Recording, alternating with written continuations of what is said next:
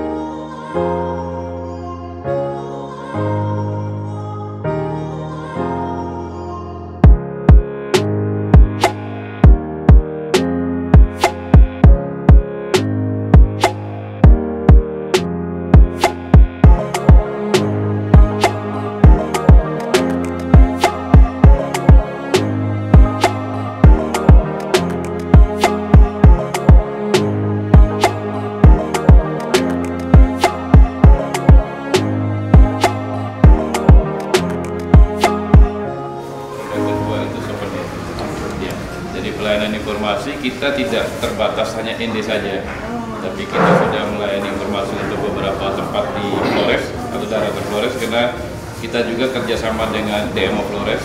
Jadi ada beberapa materi-materi promo yang kita dapatkan dari DMO Flores, dari Flores bagian barat sampai Flores bagian timur. Maumere juga ada.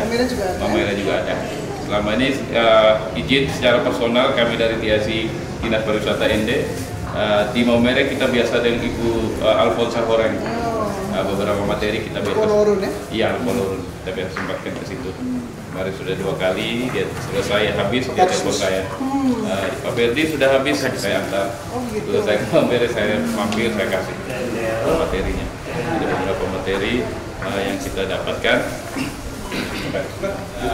Materi-materi online ini kita juga punya materi-materi promosi offline. Kita punya website, kita punya Instagram, FB, Facebook yang setiap 1 minggu sekali kita update terus, dan juga kita punya aplikasi di Play Store namanya Jojo Ende. Jojo Ende. Jalan-jalan ya. Jojo jalan-jalan. Jojo jalan-jalan di Ende. Terus ya juga satu lagi kita punya, kita taruh saja di Google Map karena itu sekarang mereka banyak yang mencari di Google Map. Jadi untuk pelengkapnya kita taruh juga map besar Pulau Flores, karena ternyata wisatawan itu sangat butuh untuk, terutama pemandu, teman-teman guide itu kalau mereka jemput di sini di bandara selalu mereka kesini karena mereka tahu kita siapkan map yang besar untuk mereka briefing tamunya di sini sebelum mereka overland ke lintas Flores. Selain di TIC sini, kita juga punya TIC di bandara, ya, di terminal kedatangan kita punya TIC dari tahun lalu kita sudah ada. Saya pernah di mana tuh, Manado. Ya. Itu di semua hotel ada map. Iya. Tapi mapnya itu sudah dengan ini destinasi. Iya, iya. Jadi sudah ada destinasi, dikasih nomor, terus nanti keterangannya dan gambar fotonya, Iya. termasuk jarak. Nah, itu kalau misalnya saya juga sempat berpikir di Sika mau mewajibkan seperti itu. Iya. Pelita ada? Informasinya. Filter pelita ada? Cuma kadang-kadang tidak update kan mereka juga. Iya. Itu harus kalau semua diwajibkan Iya. itu bagus sekali. Iya. Tidak perlu harus didamping, mereka sudah bisa Iya. lihat sendiri. Di jalan sebentar terus sekarang juga tidak ada aktivitas, malah gedungnya sudah dikasih pakai untuk kegiatan yang lain lagi. Iya. Jadi ada beberapa selain dengan pemerintah, kita juga dengan swasta, kita kerjasama. Ada juga dari Hotel Labuan Bajo. Oh iya. Ya, kami titip informasi di sana. Jadi mereka titip, mereka punya banner di sini. Membangun pariwisata. Karena dia ini menggerakkan semua sektor. Ya.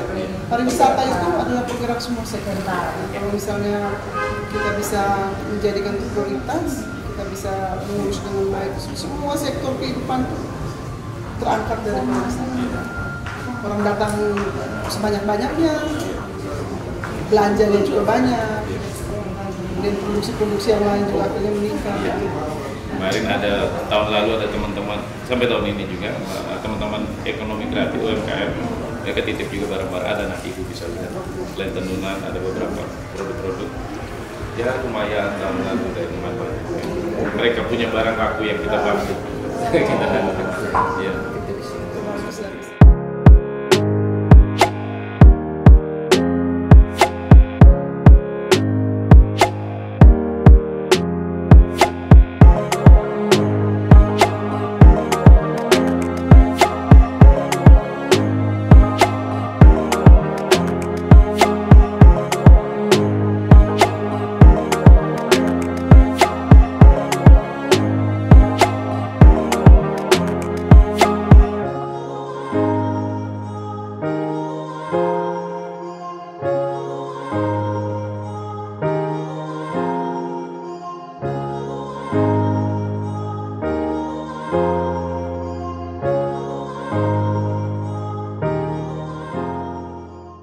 Resmikan pertama kali tahun 28, tanggal 19 November. Lalu 1 tahun kemudian gereja katedral tahun 1920. Ini rumah sudah tua sebenarnya. Rumah di bawah. Karena waktu itu pastoran belum ada di katedral, pastor parokinya tinggal di sini. Dan pastor paroki waktu itu adalah ini, yang pegang buku merah ini, Pater Gerardus Hiting. Lalu dia foto bersama Soekarno itu, yang sebelah itu pastor namanya Yohanes Boma. Yohanes Boma itu tinggal di sini. Lalu tahun 1937 dia ditugaskan mendirikan Seminari Tinggi Ledalero. Tanpa Bapak Tua itu Ledalero tidak ada. Dan dia juga sudah teman baik dengan Soekarno, bahkan teman berantam dalam berdiskusi. Baik, kenapa kami buat ini? Oh ya, mengenai patung ini patung dibuat oleh orang Ende, orang Batu Nestola, mungkin pengaruh Mamere juga dia. Dan menurut dia, patung Soekarno ini adalah patung yang tingkat kemiripannya sudah di atas 96%. Tingkat kemiripannya. Patung Soekarno ini kalau dia berdiri 1,90. Ya. Kita ngomongin patung dulu, baru kemudian tentang sejarahnya. Patung ini salah satu ciri dari Soekarno ialah pecinya itu selalu miring dekat ke alis kiri bagian itu. Kanannya selalu agak naik. Kita tahu kenapa? Kita mau tanya bagus tidak ada. Termasuk itu. Maka waktu pembuatan patung itu saya perhatikan betul pemahatnya. Seorang peci harus dekat alis kiri bagian kiri. Kanan agak naik ke atas. Juga dilukis tadi. Dan bukan hanya semua gambar Soekarno. Lalu kemudian dia rupanya dapat karunia khusus, suka mendengar ukuran telinga Soekarno itu sedikit abnormal, lebih besar dari ukuran manusia biasa. Dia pentelinga agak lebih besar. Karena pernah ada satu orang ahli tulis hanya tentang ukuran telinganya Soekarno. Kenapa kami buat patung Soekarno itu ada di sini? Kenapa? Apakah kami hobi-hobian? Kami mau memberikan penghargaan kepada Soekarno. Penghargaan sebagai proklamator, penghargaan sebagai penggali Pancasila di IND, lalu lebih-lebih penghargaan tentang dia tidak memperhatikan gereja Katolik ketika dia berjuang sebagai pejuang kemerdekaan ketika dia ditawan dia. Lalu kemudian mau menceritakan juga tentang keterlibatan gereja Katolik dalam berjuang untuk Indonesia merdeka lewat Bapak Tua ini Soekarno. Dan dia hampir tiap hari ada di ini. Lalu kenapa dia sampai dibuang ke ini? Berarti sudah tahu. Ya. Dia dulu sejak masih muda kan sudah berjuang untuk Indonesia merdeka. Begitu dia sudah selesai sebagai insinyur di sekarang yang namanya ITB, selesai itu dia tetap berjuang, tapi dia tidak ada uang sebagai mahasiswa, orang yang baru belum ada pekerjaan. Maka dia dalam rangka perjuangannya itu dia mencari seorang wanita untuk istrinya, orang yang sudah berpengalaman berumah tangga. Maka dia pun ambil inggit seorang janda, belum janda juga waktu itu, tapi langsung suaminya melepaskan istrinya untuk Soekarno. Karena Soekarno membutuhkan seorang wanita yang lebih kuat, lebih berumur dari ini. Maka dia dapat inggit. Tugasnya inggit apa? Waktu Soekarno ini masuk penjara, dan bagaimana prosesnya dia masuk penjara? Soekarno kita semua tahu dia orang Islam. Ketika dia diadili, hakim Belanda tanya dia, apakah Anda seorang revolusioner? Dia bilang, saya revolusioner. Punya granat, punya tentara, 3, semua hakim tertawa. Hakim orang Kristen tertawa. Bilang, kau pernah dengar dari mana ada cerita pejuang tanpa tentara, pejuang tanpa senjata? Pernah dengar? Bilang, pernah. Siapa? Lalu dia jawab siapa? Dia sebut Yesus Kristus. Dia berjuang. Kemudian kalau di Jawa agak berat, karena Ibu Inggit setiap minggu hantar makanan ke penjara, bawa dengan surat dari teman-temannya. Tidak ada detektor kan waktu itu. Pokoknya dia taruh di segala sudut pakaiannya, surat-surat itu. Dia masuk ke dalam. Soekarno baca. Walaupun Soekarno juga kirim surat untuk teman-teman sudah berjuang, perjuangan tidak boleh pernah berhenti. Lewat tinggi, dia keluar disebarkan lagi semua. Perjuangan Soekarno itu sangat membahayakan keluarga. Lalu mereka jadi penjajah Belanda berupaya harus dibuang ke satu tempat yang sangat terpencil, Flores. Dia dibuang. Jadi rencana semula ke Bejawa. Tapi kalau ke Bejawa agak berat. Kalau dia kena penyakit dingin, jauh dari ya. Umpama kalau dia sakit bagaimana? Mesti datang dari sana ke sini baru keluar gitu. Memang waktu itu kan jalan raya sudah ada. Jalan raya Trans Flores itu kan kalau kita baca di sejarah, dia mulai diresmikan pengerjaannya 31 Agustus 1925. 5 tahun jalan Trans Flores ini dikerjakan sampai dengan tanggal 31 Agustus 1903. 5 tahun. Dan waktu Soekarno kesini jalan Trans Flores sudah ada. Dimulai tanggal 31 Agustus, diresmikan juga tanggal 31. Karena ulang tahunnya Ratu Wilhelmina. Pokoknya semua tuh mungkin mereka mulai tanggal 1, tanggal 5, tapi tetap diresmikan di tanggal 31. Karena harus peringatan ulang tahunnya dimanfaat. Akhirnya Soekarno dibuang ke Ende. Lalu Inggit ke sana, Soekarno bilang, engkau tidak bisa ikut. Karena Ende itu, Flores itu saya juga belum pernah sampai. Jangan sampai tidak akan terjadi apa-apa di Ende, engkau tidak tahu, saya juga tidak tahu. Engkau tetap tinggal di sini. Lalu Inggit kembali ke rumah, diskusi dengan mamanya, Ibu Amsi. Ibu Amsi bilang, jangan. Kau harus pergi. Karena Soekarno itu membutuhkan kau. Kalau dia putus asa, kau harus kuatkan. Kalau dia apa masing-masing, pokoknya kau teguhkan. Dan begini. Tidak, bukan hanya kau yang pergi ke sana menemani Soekarno, saya juga akan menemani. Kita pergi sama-sama. Maka besoknya ketika Soekarno ke stasiun kereta api itu ke Surabaya, di sana istrinya sudah dekat. Bukan hanya itu, dia lihat mertuanya Amsi sudah ada. Mana sudah? Bahkan anak angkatnya Jamila juga ada. Dengan 2 nona yang lain pembantu rumah tangga. kita jalan saja. Dari Surabaya sampai di sini. Kita tiba di sini hari Selasa tanggal 8 ya, jam 8 pagi, tanggal 14 Januari 1933, 4 tahun 9 bulan Soekarno ada di. Nah, ada satu orang sopirnya yang menjemput dia di sini, bawa dia ke sana. Tapi Soekarno bilang, kamu tetap di kapal, pakai kapal namanya kapal Van Riebeeck, dan kamu tetap di kapal kan saya ke sana. Lapor di situ markas tentara Belanda yang sekarang menjadi kantor PM itu polisi militer di situ. Sudah itu baru dituntut tempat penginapannya, belum ada di rumah situ. Nanti di kemudian hari di rumah itu, rumahnya keluarga besar bangsawan ND Ambuharu. Itu Ambuharu keluarga kemudian kasih dan Soekarno bikin sendiri itu rumah. Nah, lalu IPA itu jemput keluarganya Soekarno bawa ke PM. Ya. Dan tadi baru kami cerita, sopirnya itu sangat setia sekali dengan Soekarno sampai Soekarno pun.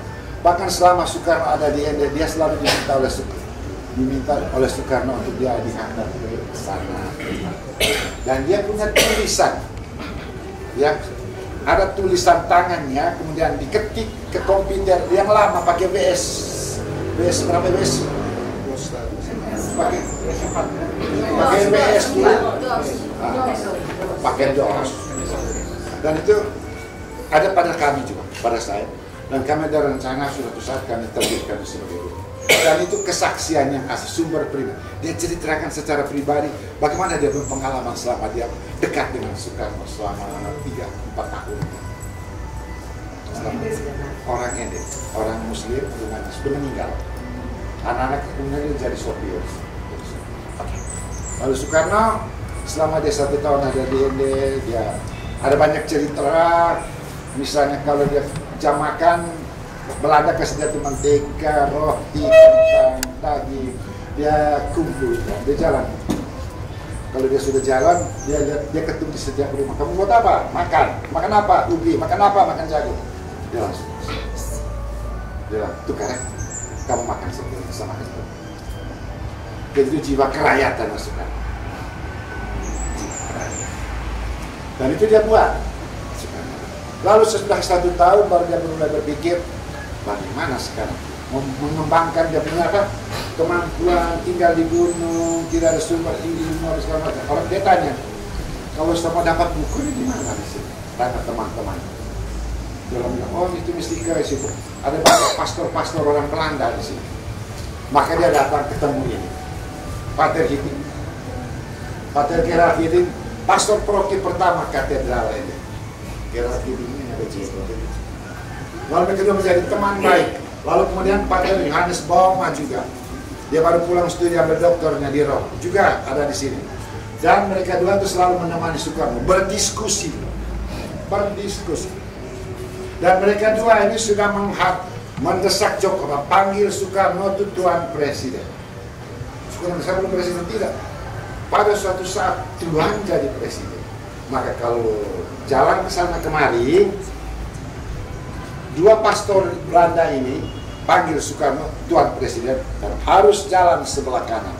Kalau Soekarno sorong mereka sebelah kanan, mereka mundur. Soekarno harus sebelah kanan. Kenapa? Karena Tuan adalah Presiden. Jadi Soekarno selalu jalan di sebelah kanan karena Tuan Presiden.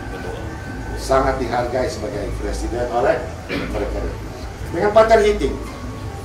Nah kalau mereka dua ini selalu bilang, Soekarno tanya, kenapa harus mereka? Dia bilang, kemerdekaan itu adalah hak segala bangsa. Itu diyakinkan oleh mereka dua. Kau jangan lupa, Tuan Presiden, kemerdekaan itu adalah hak segala bangsa. Kemerdekaan itu adalah hak segala bangsa. Kemerdekaan itu adalah hak segala bangsa. Dan itu diyakini oleh dua pastor itu. Jadi, dia dibenci oleh tentara Belanda, kolonial Belanda, dibuang ke sini oleh orang Belanda, ketemu tentara-tentara Belanda di sini, tapi dekat bersahabat baik dengan dua pastor orang Belanda. Jadi ada Belanda yang benci dia, ada Belanda yang sayang dia. Teman baik. Dekatnya mereka yang ini dengan dia, Soekarno. Dekatnya kenapa? Kalau pergi patroli, kunci kamar yang dia kasih dalam Tuan Presiden, ini kunci kamar, saya silakan pakai. Kalau saya tidak ada di tempat, buku yang dipinjam sudah selesai, datang pinjam lagi. Ambil sendiri, cari sendiri. Itu di kamar di sana. Hanya kami tidak ada catatan, buku-buku apa saja yang Soekarno pernah pinjam. Lalu Soekarno, mereka bilang itu teman baik. Lalu Soekarno, kenapa sampai ada di sini? Oh ya, mungkin ini juga penting ketika ini kami resmikan anak tangga itu dari bawah kami hitung ya. Jadi tidak ada rencana sama sekali. Di luar perhitungan kami. Karena ini kami buat atas upaya dari seorang pastor yang sangat dekat dengan keluarga Soekarno, yaitu Pater Hendy Daros. Pater Hendy Daros rata-rata kenal semua putra-putrinya Soekarno, apalagi dengan Ibu Megawati. Ibu Megawati sering sekali mengundang Pater Hendy Daros ke rumahnya di Jalan Teguh Umar, atau dia datang ke rumah SPD Pak Kimas, waktu mereka juga belum ada apa-apa, mereka datang menjemput Hendy Daros untuk makan bersama di restoran. Atau Hendy Daros pergi minum kopi pagi di rumahnya Megawati. Ibu Megawati masih dengan pakai apa daster, sudah jadi kan. Nah, Pater Hendy Daros memprakarsa itu. Dan ini pembuatannya itu tidak ada campur tangan dari pemerintah sedikit pun. Kami buat sendiri dan seluruh modalnya itu saya sebut angkanya tapi cukup besar, tapi semua ditanggung oleh Pater Hendy Daros setelah dia pensiun dari sebagai dosen di Nanshan University. Karena Pater Hendy Daros itu sangat mencintai. Dia yang membuka jurusan studi tentang Indonesia di Jepang, di Nagoya. Dan sekarang sudah ada studi tentang Indonesiologi di sana, di Fakultas Asia. Ada sinologi, untuk Cina ada Indonesiologi. Jadi nanti dari universitas itu yang tamat jurusan itu pasti bahasa Indonesianya sangat lancar. Sampai Pater Hendy harus bilang bahasa Indonesianya lebih lancar daripada pejabat di Indonesia. Lalu berikut tamatan dari situ kerjanya di mana? Di semua perusahaan Jepang yang ada di Indonesia itu kerja sebagai pramugari ya, dengan pesawat yang terbang ke Indonesia. Misalnya ada di Japan Airlines, ada di Etihad, ada di Emirates Arab yang sebagai pramugari bisa berbahasa Indonesia itu orang Jepang. Kita terus tentang ini, dari hubungan mereka dua ini dekat sekali. Dan waktu Soekarno datang ke sini, dia selalu naik tangga itu dari luar. Naik tangga itu. Tangga yang tadi bapak-bapak orang lewat itu. Iya. Tadi seperti itu. Belum itu. 45 sudah dihitung. Ya sudah dihitung. Ya ada 45 anak tangga dari bawah. Ya Soekarno gitu bilang jangan sampai dia sudah dan 45 merdeka karena berdasarkan anak tangga itu 45. Dari sana belok ke sini berapa? 17 meter. Ya. Waktu kami merancangkan ini, kami tidak pernah ukur-ukur waktu. Ternyata ini 8 meter. 8-17 kebetulan. Karena juga dia pernah membuat satu drama namanya Tonil itu, dia buat Soekarno membuat drama yang dipentaskan di sini Tonil ada 14 drama. 14 drama. Dia juga membuat drama yaitu orang sakit dijemput di kilometer 45. Ya. Nah, di kilometer 17. Orang sakit itu dipikul di atas 8 batang bambu. Dan orang yang pikulnya secara bergantian jumlahnya 45 orang. Dan mungkin 17-8-45 itu adalah angka sakral untuk Indonesia menurut Soekarno. Karena waktu kan kalau kita belajar sejarah kemerdekaan, ada yang paksa dia supaya tanggal 14 merdeka sudah, tanggal 15 nanti tanggal 10. Dan tidak, sabar. Tanggal 17-8-45. Rupanya untuk Soekarno angka sakral, angka suci. Baik. Itu berkaitan dengan angka Indonesia merdeka. Kalau dia sering di sini, Soekarno itu kadang-kadang dia tidak ada uang, pakai bon barang-barang di percetakan Maur Nurus kalau mau bikin drama. ada bengkel kayu untuk bikin beramanya di sana. Lalu tonilnya itu dipentaskan di satu gudang di sana, itu namanya Immaculata. Bukan Immaculata yang ada di atas sekarang itu. Immaculata dibangun tahun 52. Soekarno dipentaskan hanya karena ini dalam percetakan jadi tidak dipentaskan. Tidak dipertahankan lagi di situ. Lalu baik. Lalu lama. Lanjut. Ya. Menarik. Lalu bagaimana dengan Pancasila? Baik. Soekarno dengan seringnya membaca di sini, seringnya Soekarno berdebat, berdiskusi dengan dua ini, satu baru doktor muda ini, jadi dia punya wawasan itu sangat terbuka, sangat terbuka. Dan selama dia ada di ND, dia menulis surat untuk temannya seorang haji di Bandung dalam buku di bawah bendera revolusi. Ada bukunya, ada dua di dalam, tapi saya tidak ambil kan. Karena saya takut sekali keluarkan buku, bukan karena saya mencurigai apa itu nanti. Karena buku itu harganya sekitar 6 juta ya, tebal begini. Dan dalam itu ada 14 suratnya Soekarno untuk temannya yang di Bandung, berjudul Surat-Surat Islam dari ND. Surat. Dan dia bilang, saya mau Indonesia yang akan saya bangunkan adalah Indonesia Republik, bukan Indonesia Khilafah. Dan dia bilang, saya sangat anti orang yang mengharamkan perkembangan teknologi. Dan itu ditulis oleh Soekarno waktu dia mau berjuang untuk Indonesia merdeka. Dan kita para pejabat dan pemimpin mesti membaca bagaimana Indonesia yang mau dibangunkan oleh Soekarno, supaya kita jangan mengubah-ubah lagi Indonesia ini. Lalu dia memberi dasar Pancasila. Pancasila itu bukan, memang dia bukan merenung di sini, tapi dia duduk membaca buku di sini lalu merenungnya di bawah. Dia merenungkan Pancasila bukan dari nol, dalam arti dia langsung mengalami dapat lima sila, tidak. Ada bacaan. Walaupun dia menyaksikan kehidupan masyarakat ND, masyarakat di Flores, karena di ND kan masyarakat kan Mamere ada, Larang Tuka ada, Manggarai ada, Cina ada, orang ND ada, orang Liu ada. Dan mereka rukun sekali, sangat-sangat rukun. Dan jiwa orang-orang pada zaman itu dia lihat sangat toleran, sangat membantu, mendukung. Dia punya kelompok drama Katolik ada, Islam ada, Cina ada juga. Orang berpendidikan tinggi ada yang lain.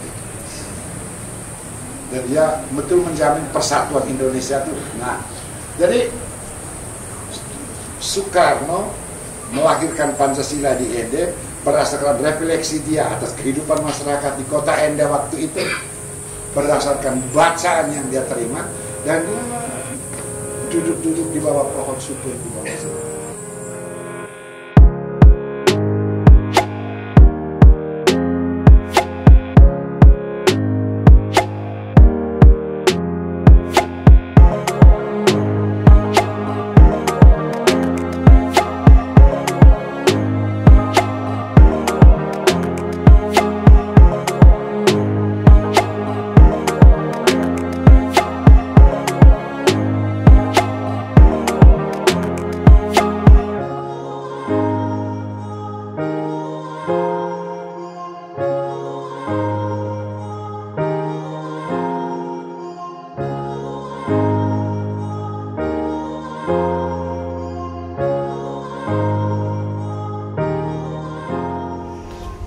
Selamat datang Ibu PJ Sekda Sika bersama rombongannya.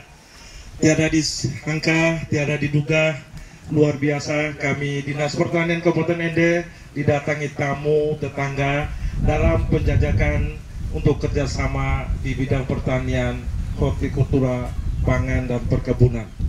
Ibu PJ Sekda yang saya hormati dan semua rombongan saya banggakan, Bapak Camat ND Timur, Ibu Lurah Rewarangga Selatan, Pak As2 juga yang sempat hadir, dan semua yang saya tidak menyapa satu persatu, perlu kami sampaikan, ini kurang lebih 8 hektar ini adalah penyangga hortikota Bu Sekda.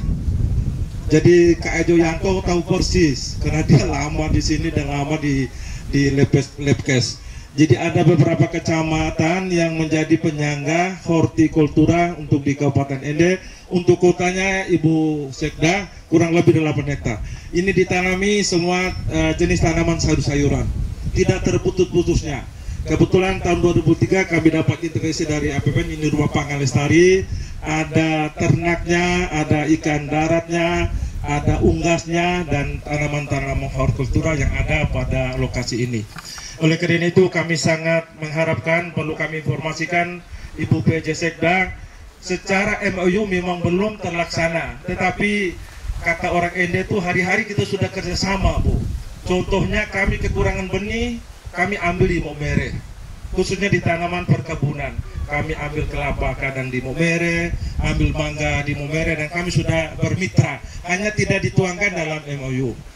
Juga orang Momere, orang Sika juga mengambil benih di penakar kami di Mautenda, sehubungan dengan kekurangan benih padi, Bu. Jadi ini yang kedepannya, apabila kerjasama ini kita lanjutkan, apa yang dipaparkan oleh Batlitbang Kabupaten Sika kemarin di lantai 2 oleh saudara saya Bang Yanto ini, bahwa potensi kita tidak beda-beda amat antara Sika dengan Ende. Tetapi ada beberapa komoditi yang disadari saya miliki atau di kabupaten miliki, tetapi di Sika tidak punya. Contohnya kentang dengan wortel, karena di Sika itu hampir dataran tingginya tidak ada dan panas, sehingga dua komoditi ini PJ tidak ada. Oleh karena itu kedepannya dua komoditi ini perlu kita perhatikan bersama, khususnya di Batlitbang ini yang telah sampaikan materi kemarin, kami tertarik sekali. Itu yang kita coba mengerucut dalam MOU kita nanti. Bapak kelompok tani sekalian, kita tepuk tangan buat Pemda Sika dulu. Kemarin itu saya informasikan di forum ini, Momere itu atau Sika itu Ibu Direkturnya Rumah Sakit Teti Hilir itu menyampaikan paparan kemarin itu yang perlu saya informasikan seluruh masyarakat saya di Ende. Di sana ada 29 dokter ahli. Tepuk tangan buat Momere dulu. Ende belum punya loh. Jadi di sana itu ada jantung, apa itu misalkan oleh. Jadi kita di sana kalau ada apa-apa tidak perlu lagi terbang ke Kupang, terbang kemana, kita bisa ke Ende, Pak. Kemarin Pak Surya sudah sampaikan secara gamblang. Ini terima kasih Ibu PJ. Kerjasama ini, jadi informasi terkini bisa kami ketahui. Saya rasa pengantar dari saya itu saja. Kita hello saja. Ini banyak yang pengolahan, ada jagung, ada lain-lain. Setelah itu kita istirahat, mungkin Ibu PJ bersama rombongan bisa lanjut perjalanannya. Terima kasih atas segala perhatiannya. Assalamualaikum warahmatullahi wabarakatuh. Selamat siang dan salam sejahtera untuk kita semua.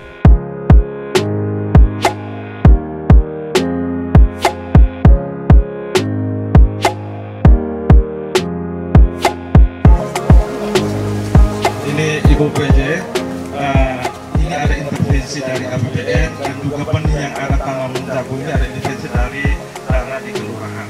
Jadi kita kolaborasi antara APBN dengan kegiatan pemberdayaan yang ada di kelurahan. Jadi kami sangat mengharapkan informasi balik dari Ibu PJ, kira-kira di Sika itu kayak apa supaya kami juga bisa ikut Bapak.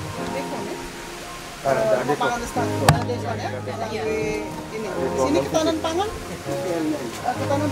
gabung pertanian. Semua, jadi bergabung di pertanian ya. Untuk diketahui Ibu PJ, di sana ada tanaman horti, ada bidang tanaman pangan, di sana digabungkan. Jadi saya ada 6 bidang Ibu PJ, 6 bidang. Kami gedung ABCDE dan dinas ketahanan pangan di dalam ada bidang. Di ketahanan pangan bidang sendiri, horti bidang sendiri, prasarana bidang sendiri, perkebunan bidang sendiri, peternakan bidang sendiri. Jadi ini ada ternak babi juga, ada ikan juga di belakang. Ini Ibu PJ bisa menjauh dari hamak-hamak. Ini kondisi kita baru habis panen. Jadi tadi kaitan dengan stunting, karena ini nanti salah satu upaya penurunan stunting dari rumah pangan lestari. Jadi masyarakat jangan tidak lagi kita kasih TMT, oke, itu kan strategi paling cepat. Tapi nanti jangka menengahnya itu sebenarnya dengan ini rumah pangan lestari ini. Kita lebih utamakan pangan lokalnya. Makanya tadi Ibu Kadis Kesehatan sampaikan stuntingnya turun drastis ngomongkan. Ya, sampai adanya ini bantuan 2023 awal untuk P2L. Berawal dari dari pasca COVID, kemudian kami di sini stunting juga. Awalnya Kelurahan Rando Selatan itu memang stunting juga, makanya kami dapat bantuan. Alhamdulillah sudah turun dengan adanya kerjasama setiap sektor. Untuk Rando Selatan turun angkanya dari 16,sekian% jadi 1%. Ya.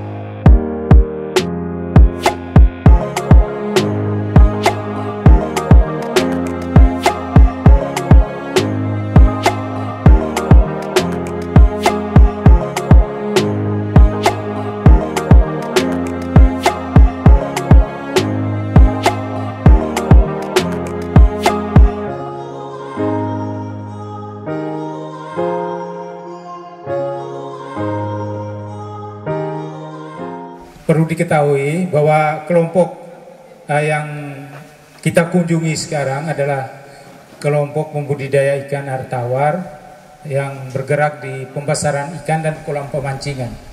Adapun nama kelompok ini adalah kelompok Jamaika yang diketuai Bapak Peter Yanto. Ini kebetulan bapaknya ada di sini. Kelompok perikanan di Dinas Kelautan Perikanan Kabupaten Ende ini punya 75 kelompok dan produksi tahun 2023 ini 9 ton lebih, 9 ton 593 kilogram. Jadi usaha di perikanan Kabupaten Ende ini ada dua, satunya tentang pembenihan mungkin di Wolotolo itu dia melakukan pembibitan dan pembenihan ikan, hasilnya benih ikan lele, mas juga ada dan nila. Nah itu sudah dipasarkan sampai ke kabupaten tetangga di Nagakeo. Untuk itu mungkin informasi dari kami sekedar untuk Ibu dan Bapak ketahui. Terima kasih.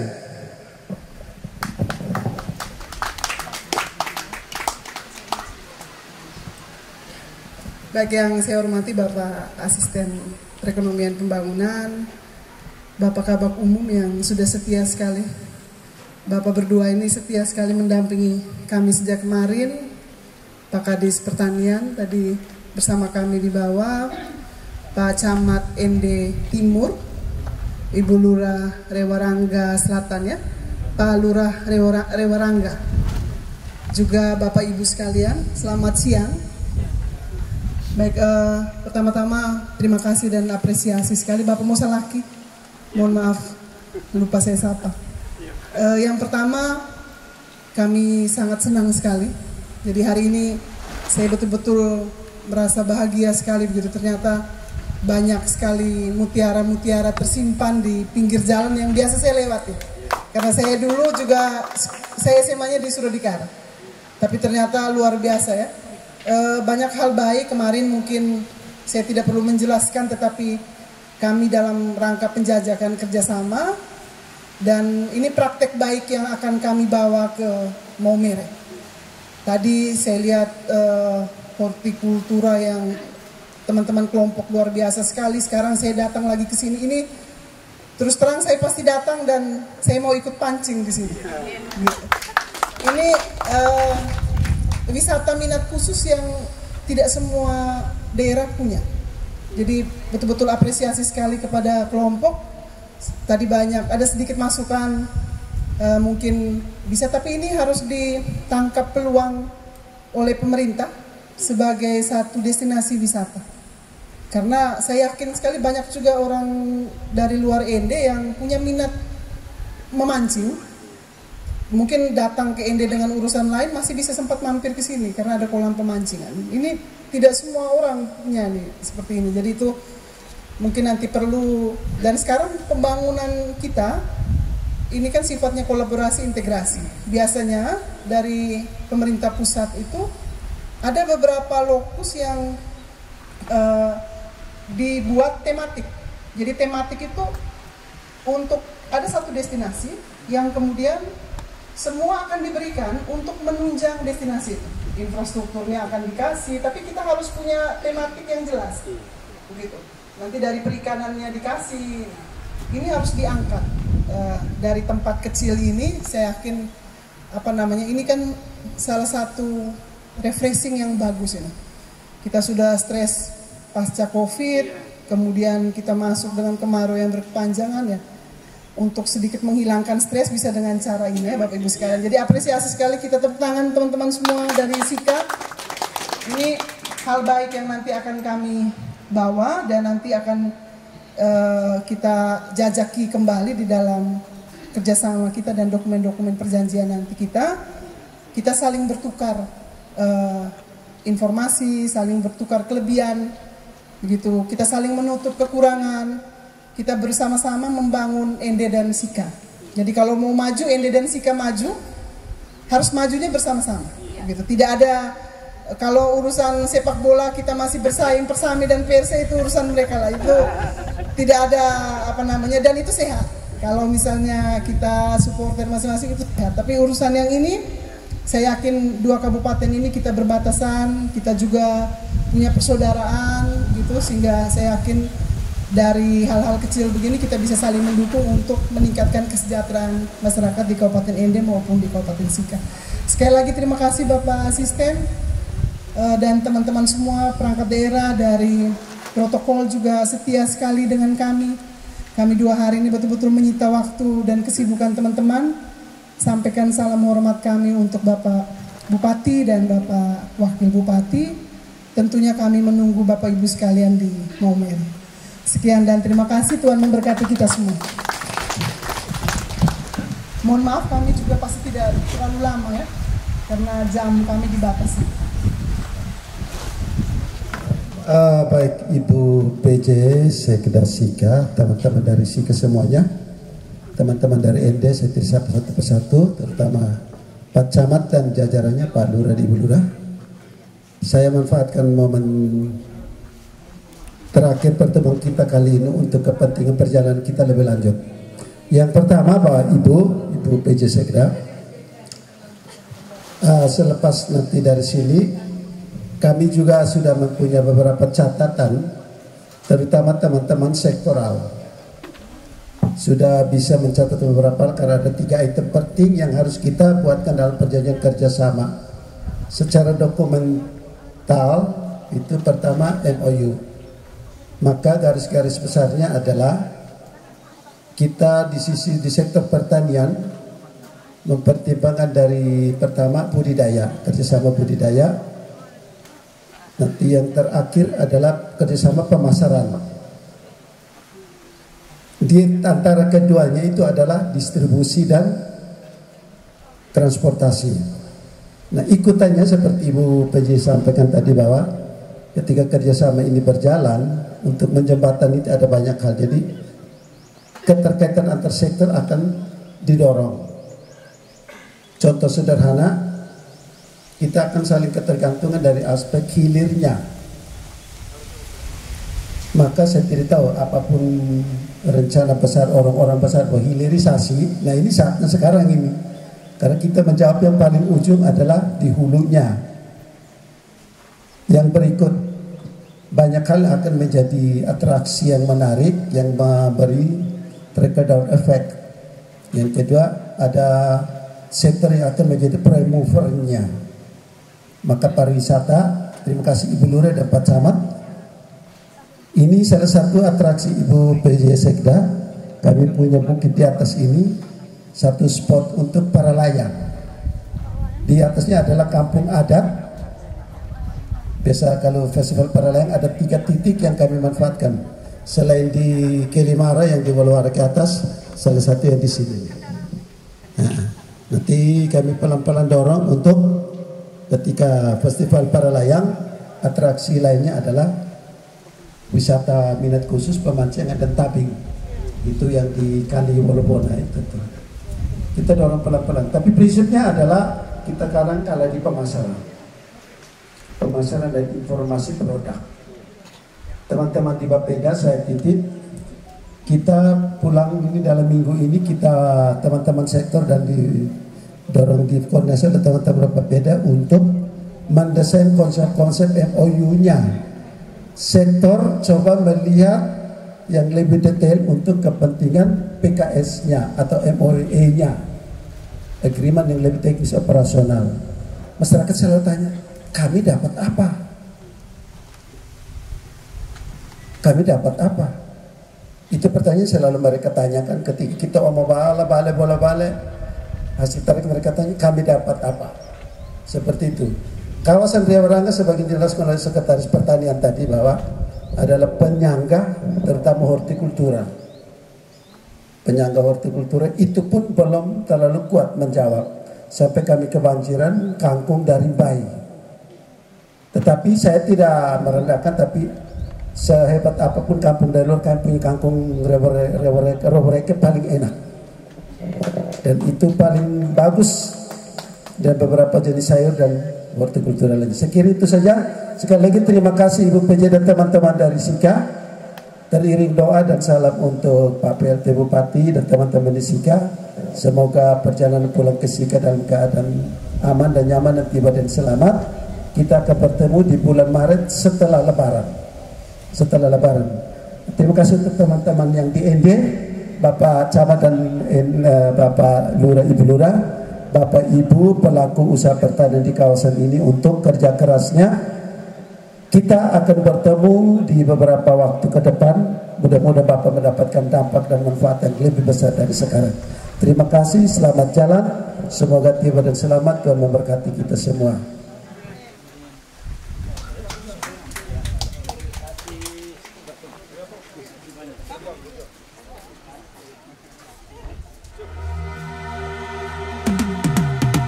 I've been living life right like I could just die any minute. Going for a ride down the side, PCH country limit. I don't need a guide, follow lights, take me where I wanna visit. Are you alive?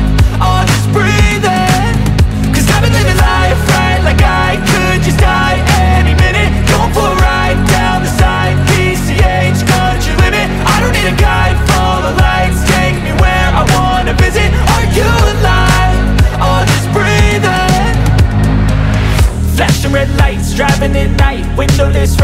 feeling alive, nothing in sight, forever in flight. Follow those lines, we'll make it this time. Blurry street lights, work as a guide to memories that we're making tonight.